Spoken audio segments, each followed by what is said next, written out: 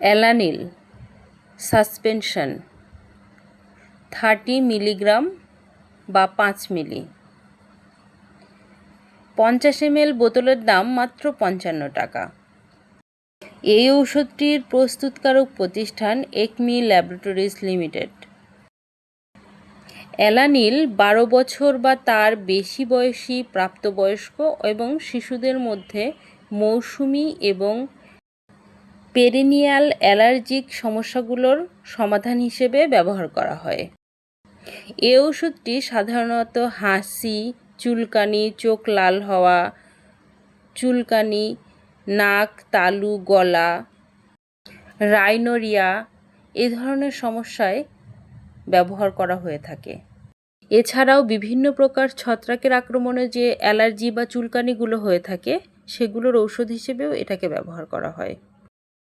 মাত্রা ও সেবন বিধি: প্রাপ্তবয়স্ক এবং 12 বছরের বেশি বয়স্ক শিশুদের জন্য ট্যাবলেট 60 মিলিগ্রাম দৈনিক 2 বার, 120 মিলিগ্রাম দৈনিক 1 বার অথবা 180 মিলিগ্রাম দৈনিক 1 বার কিংবা ডক্টরের পরামর্শ অনুযায়ী সেবন করতে হয়।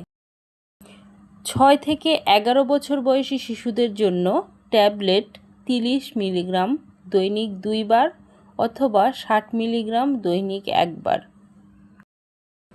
2 থেকে 11 বছর বয়সী শিশুদের জন্য 30 মিলিগ্রাম অথবা 2 মিলিগ্রাম বা 1 চা চামচ দৈনিক 2 বার। এই ওষুধটি কখনোই ডাক্তারের পরামর্শ ছাড়া খাবেন না। ডাক্তারের পরামর্শ নিয়ে তারপরে এই ওষুধটি সেবন করবেন। ফেক্সোফেনাডিন হাইড্রোক্লোরাইড এর প্রতি যদি কারো অতি সংবেদনশীলতা থাকে সেই ক্ষেত্রে এই ওষুধ ব্যবহার করা থেকে বিরত থাকতে হবে। সাধারণভাবেই সাসপেনশন তৈরি করা হয় বাচ্চাদের জন্য যারা ট্যাবলেট ওষুধটাকে গিলে খেতে পারে না। তবে কোনো বড় মানুষ যদি ট্যাবলেট গিলে খেতে সমস্যা হয় সেও চাইলে সাসপেনশন গ্রহণ করতে পারে। অ্যালানিলের 120 মিলিগ্রাম ট্যাবলেট রয়েছে এবং 180 মিলিগ্রাম ট্যাবলেট আকারে পাওয়া যায়। যদিও এই ঔষধটি বাচ্চাদের ঔষধ, তবুও ঔষধ সবসময় বাচ্চাদের নাগালের বাইরে রাখা উচিত। কখনোই কোনো ঔষধ ডক্টরের পরামর্শ ছাড়া বাচ্চা কিংবা বয়স্ক কারোই খাওয়া উচিত নয়। ঔষধ সবসময় আলো ও তাপ থেকে দূরে শুষ্ক স্থানে সংরক্ষণ করতে হয়।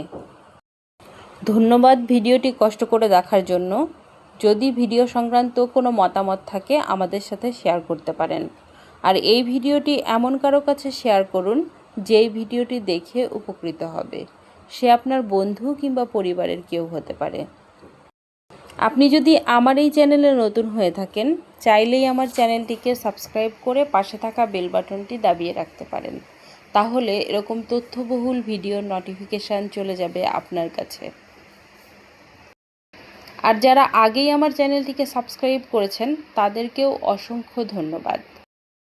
আপনাদের মঙ্গল ও সুস্বাস্থ্য কামনা করে আজকের মতো বিদায় নিচ্ছি। Thanks for watching. Please subscribe my channel.